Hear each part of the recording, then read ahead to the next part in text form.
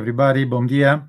It's a pleasure to be. I would have liked to be in Lisbon actually to present with you to give this speech, but of course COVID is coming in and is increasing. So, the argument of this talk is exactly how we're going to develop the European cybersecurity ecosystem once or during or after the COVID. What will be the society in the future? There will be big changes. So I think that, and we will see in these during the coming minutes, how these things have changed.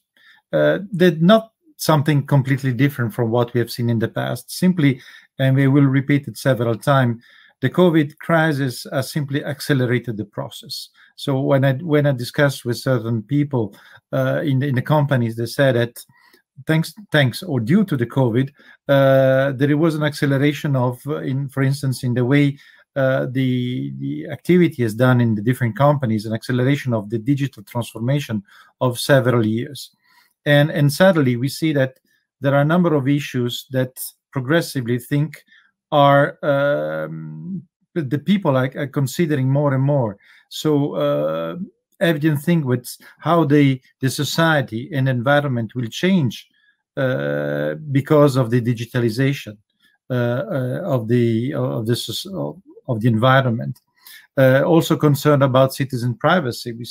We have seen that people working from home or you have needed to work with a computer, maybe to purchase things because shops are closed.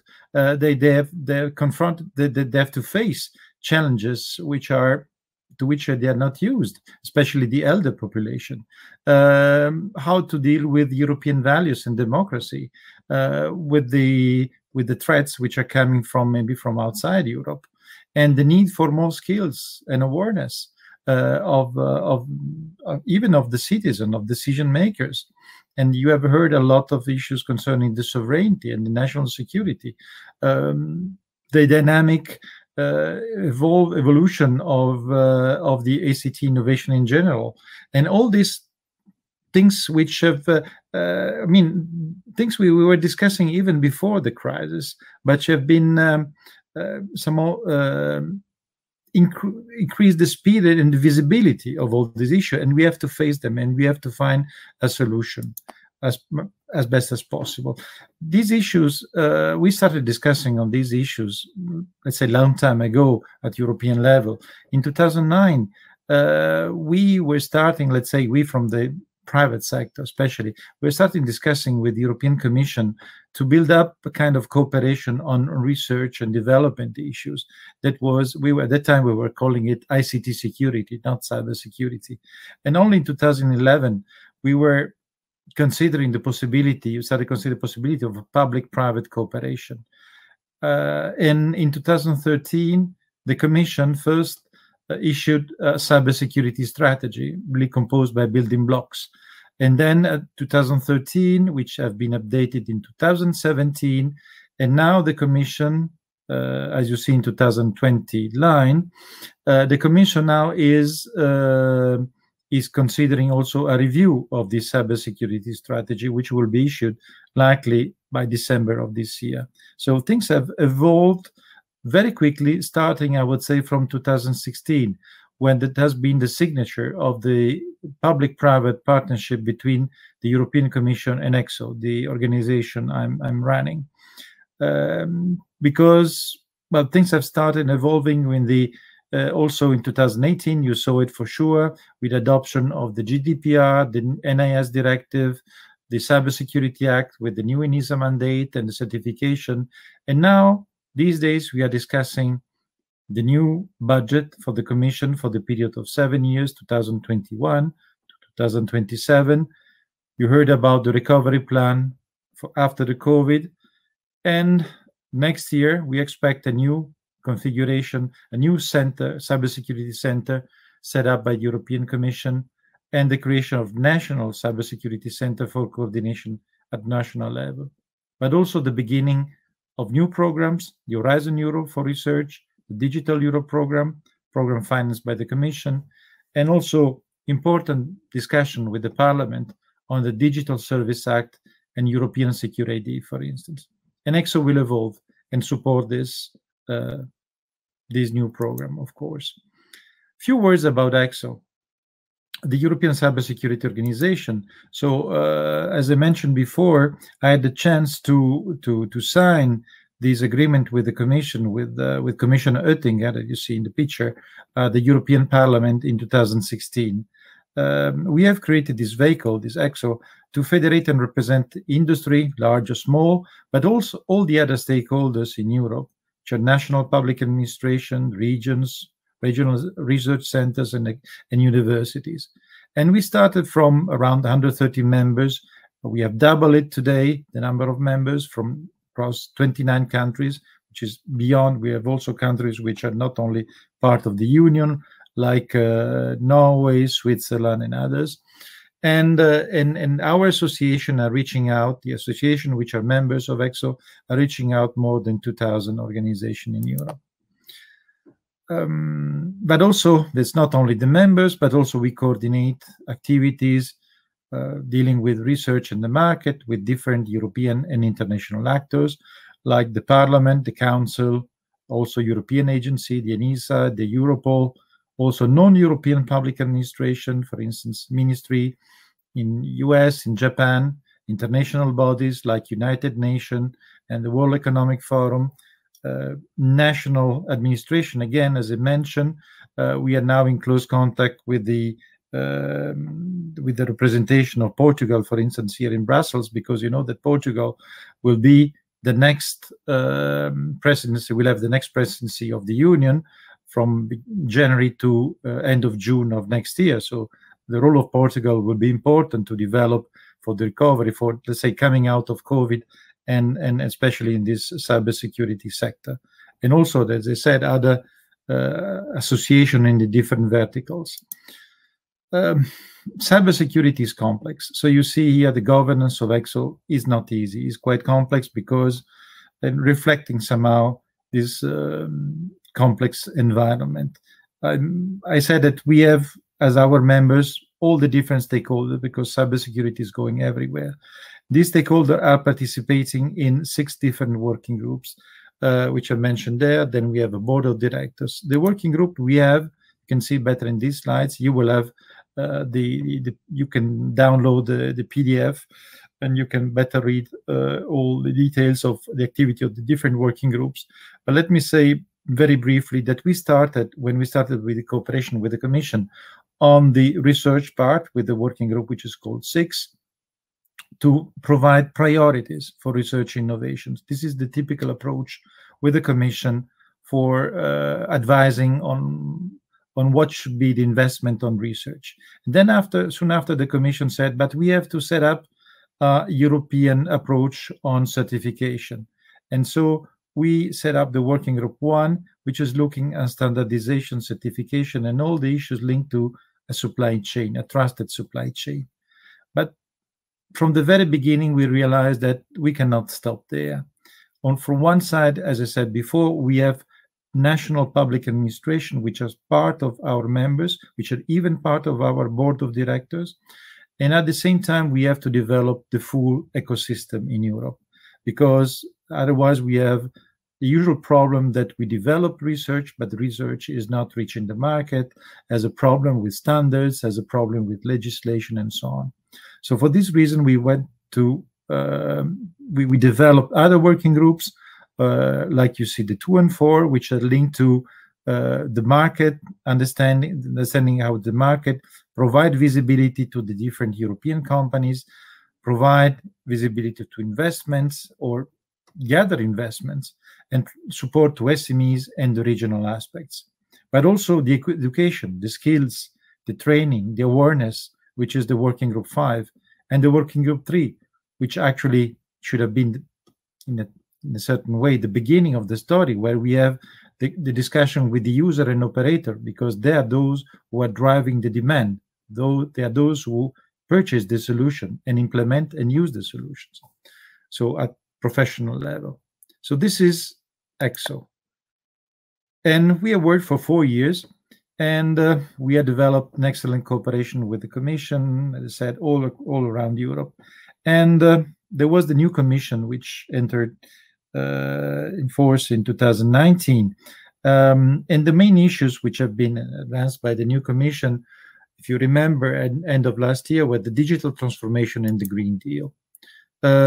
We have in the digital transformation, there are four main areas where the Commission was looking at: the technology, the economy, the society, and also all the political and democratic issues. You remember also that there was a lot of interest. Actually, the cybersecurity aspect has been triggered already in November 2016 at the time of the election of Donald Trump, where there's been a lot of discussion, and this immediately all the political sector realized that cybersecurity was also an important political issue. And we have seen that from that on, the interest, especially in Brussels, on cybersecurity has grown a lot. And then we have also the fact of Green Deal, the transformation. Cybersecurity is part of it, because the huge amount of data which is generated and which is transferred, and the huge amount of energy which is used in this process. So this the Commission at this time set up a priority which was called a European Fit for the Digital Age, which is still there, of course. You have the link. And it was 8 main priorities. You can recognize them. I'm sure you know them and you agree with that. Artificial intelligence, the data, the industrial strategy, the high-performing computing, which should bring us to the quantum computing, the online platforms, which are for the e-commerce, cybersecurity issues, the skills, and the connectivity. So this was the view end of last year. And then suddenly the COVID came. And as I said before, the digital transformation accelerated. So we have faced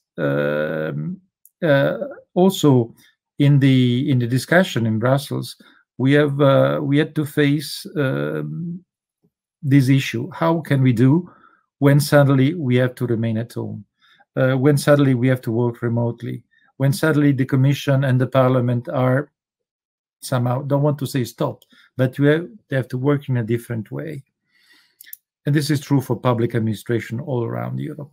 So we started a survey when the beginning of the lockdown in March and April. We started, well, first of all, let me say, we started a cyber solidarity campaign, which you can find in our website, where we gathered all the suggestions from members and non-members to use a certain solution to face an increase of cyber threats. At the same time, we asked our members and non-members what were their reaction facing in this period of the first pandemic period, which of course 1/3 of the you can expect that 1/3 of the people which participated to the survey, several hundred of participants, they said they see an increase in fraud, cybercrime, and cyber attack, the same as before. Simply, Europol saying that there are simply 4 times more than in the past. And also all the challenges for remote working. People were not used to work from home, and all the security aspects. People they all the security system at the office, but not from home, and also other issues like reduced capacity of services, the trust for getting remote data, the access to customers, the financial problem due to the lack of cash flow and lack of maybe of personnel. So all this has been identified in our survey, and also we asked what are the challenges at the end of the health crisis. And again, the main concern is we don't know where we go. What will be the new normal, which is somehow the topic of today's discussion. And do we still have some customers? Do we still have some money? Do we have public administration understanding and supporting us?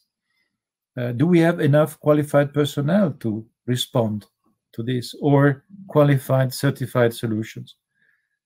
This is and of course, the main concern again was the teleworking in all this. And at last, we also have some suggestion for recovery of activities, where it's about investment, funding, giving preference to European solution, having state aid and regulation, and so on. So you can find all these suggestions and recommendation in light of the COVID-19 crisis in a document that is on our website that we have presented to the European Commission with suggestion for urgent measure already this year, some recovery measures starting this year and continue next year, and then stabilization and growth for the future.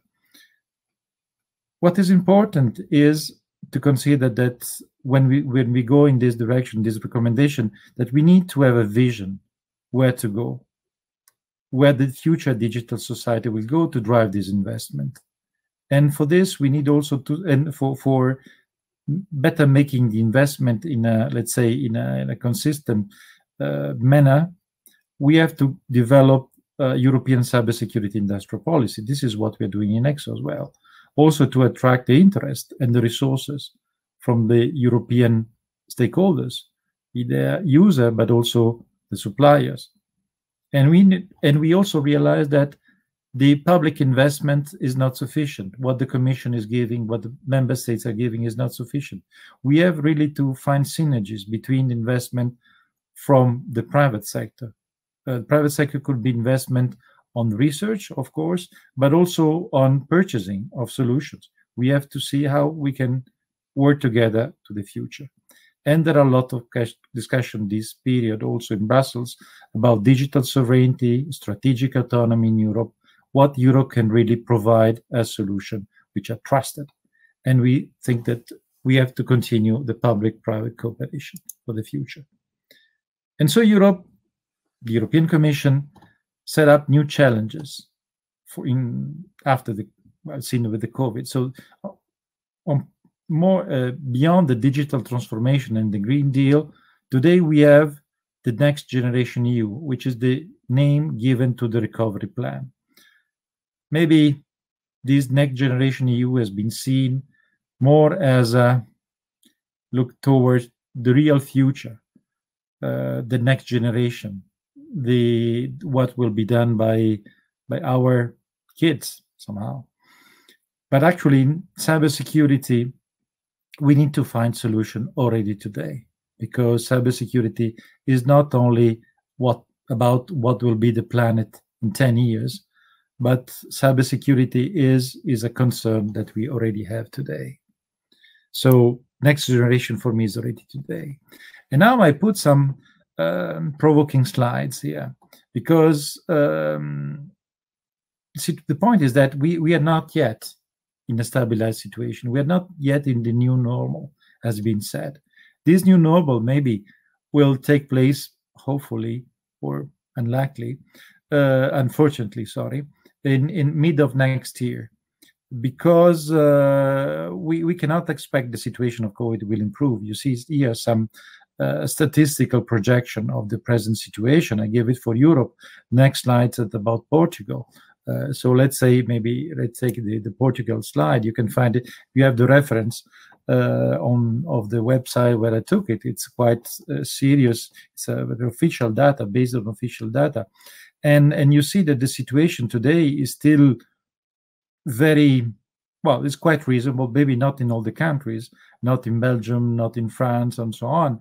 But there are certain countries which is still relatively low. But we see that there is an increase in the number of contamination and of death, especially in November, December. And it should also, in theory, according to this projection, also be visible in Portugal. So what I want to say is that we cannot start a normal situation already now. And we have to think that this maybe will come later next year. And in the meantime, we have to see how to face this cyber attack and be ready for, indeed, this new normal, with new tools that will allow us to work in a different world, indeed. The question is, what will be the post-COVID situation? So, will we be hacked all the time in the future, or we will react? Okay, I made a kind of joke with little Yoda, made a cyber with you, but indeed, this is really what we need, is to have better cybersecurity, which start from technology, but also on the human factor, the skills, the education of the cyber regime. We will see this in the coming slides. The question is, what will be the digital future, our digital future? We said that COVID-19 crisis has accelerated the digitalization. We will have an increased attack surface. Also, technology will continuously evolving, and it was already, even before the COVID crisis, it was already difficult to envisage what will be the future. Things are evolving in a way that unpredictable way. Think how we were some 5 or 10 years ago. It would have been difficult to envisage what is the present situation, and the same will be in the future. But at the same time, we have to develop a comprehensive vision of what could be the possible future scenarios and how we can face them. We have to develop a cybersecurity strategy, which will take into consideration all the different aspects, not only the technology. And we have to see how much Europe will be able to respond to these challenges. Are we going to have this kind of discussion having these days? All that we are having on 5G, all the political issues that we have seen, we will continue on 5G, on the 6G, and or other key technologies, or will Europe be able to act independently? And for this reason, all the discussion we are having these days, even probably you heard too many discussions, too many papers about strategic autonomy and digital sovereignty. But indeed, this is what will be needed to be developed in the future. Some technologies where Europe is up to a certain level autonomous. We cannot do everything.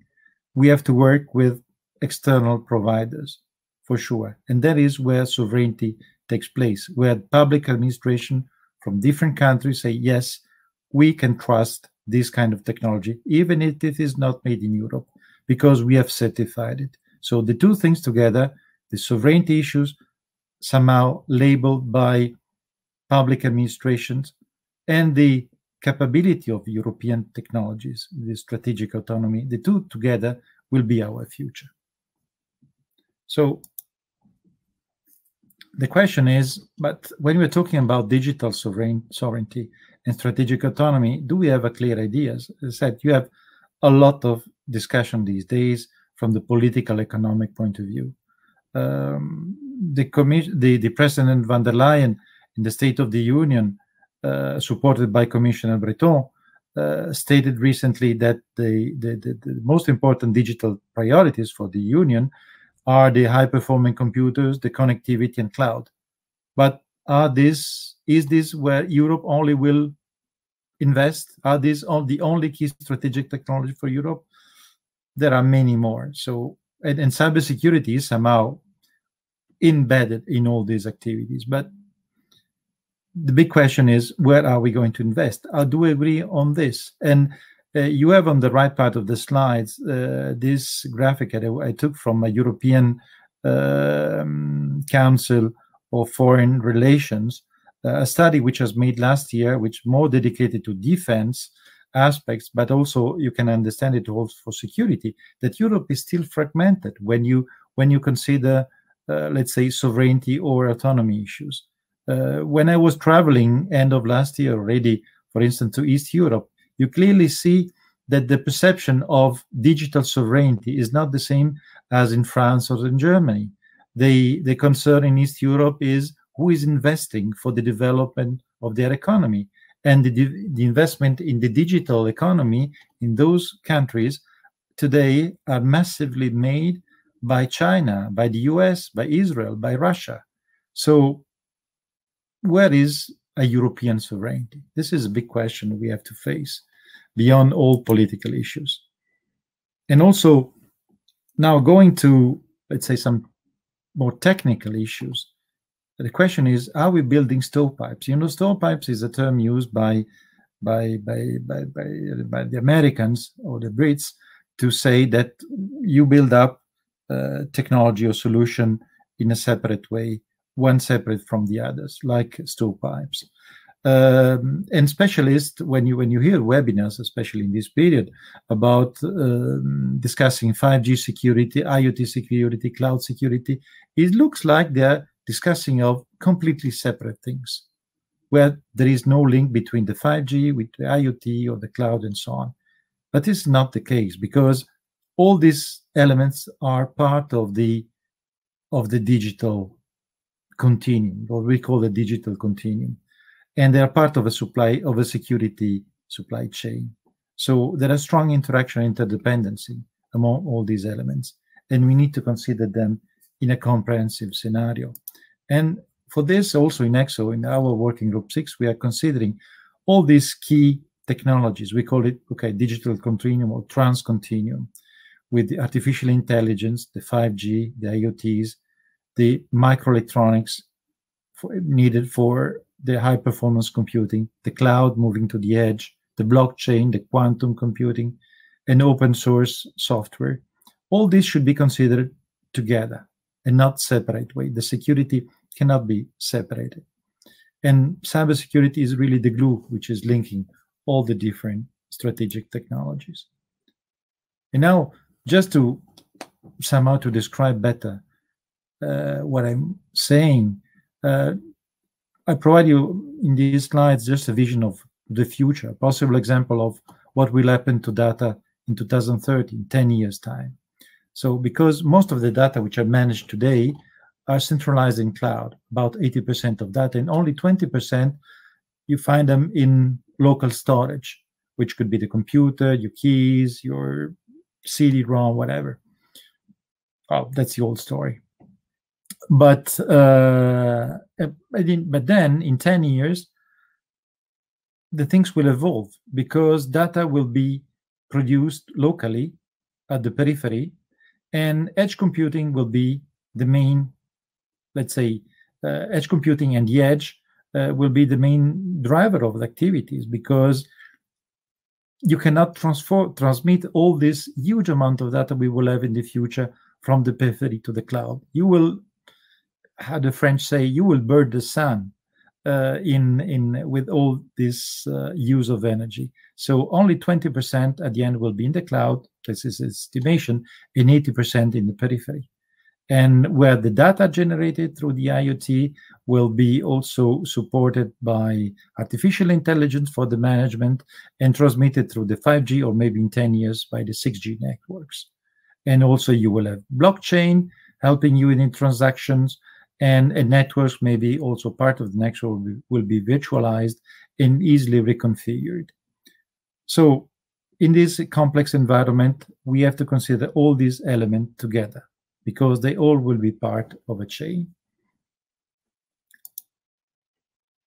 I want here with this slide to summarize what I said. So we will have 3 high-level challenges: the Green Deal, digital transformation, and the recovery. We have to consider these challenges through different aspects: the society, the technology, the economy, the policy, and the environmental issues. For this, we need a comprehensive vision of possible future scenario, considering the approach of a strategic autonomy. And also in this approach, we have to consider there are not only technologies, but human factor and European values. For this, the mechanism of cooperation in the approach, again, should be the public-private cooperation. We have to see how we go with research, capability development with the support of Commission programs like Horizon Europe and Digital Europe program, the capacity building, so going close to the market, to the effective deployment of solutions from the public sector, but also from the private sector, from private investments. We have to find synergies between investment from the public and the private. And actually, these are the 2 key points: investment, but also the political support.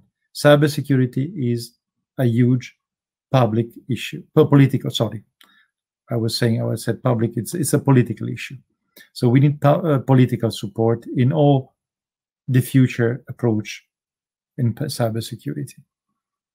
Of course, the impact will be huge, not only for the recovery, not only for the societal resilience, also for national security. We need to have improved citizen education, and increase competitiveness of our society. This was a slide I'm presenting you. This is already what the recommendation we gave to the European Commission and Parliament for a cyber-resilient Europe. This is summarizing somehow all the keywords. We gave this already beginning of this year, before the COVID. And it has not changed too much. As I said, the COVID is not changing dramatically the situation, has simply increased the number of threats and increased the speed of the digital transformation. So at the same time, in ECSO, we also proposing to the Commission for financing for the new budgetary period 2021-2027 a number of technology of areas where should be investment, and the priorities are on infrastructure resilience, on the skills, on the data and the use of artificial intelligence for cybersecurity, a better management of risk and threats, trusted supply chains for hardware and software, all to increase European competitiveness. And this has been declined to the different main issues which are linking to the global ecosystem, the social good and citizens, the different verticals, the application domain and infrastructure, the data and the economy, and also supporting basic and disruptive technologies. In these slides, I don't want to go to this level of detail. You have a number of these suggestions which will look for possible funding by the Commission, which today is envisaged between Horizon Europe and Digital Europe program for about 2.5 billion in the next seven-year period. And also, don't forget the human factor and the skills and awareness and the fight against fakes, the fake news, but also the deep fake, which is a phenomenon which is increasing. You see in this slide that there is increasing skills shortage. We need a global level, a world level, something like 4 million experts at global level, and we need to increase it more than we need more than double every year this workforce, and we still need to set up Europe has still to get organized to increase this, let's say, education and training and transformation of the careers. And I would remind you that this month, October, is the European Cybersecurity Month. Also, ECSO is trying to give its contribute to this, to the future. There are a certain number of concrete activities that are already ongoing, thinking of what could be the future needs after the COVID. So we are not doing only policies. We try also to do concrete actions. For instance, take this on the right side, this market radar and SME hub for provide visibility and services to SMEs. We are also setting up a marketing label for European companies, say these companies following certain criteria are really European companies. We want to, as much as possible, use European solutions, so cybersecurity made in Europe.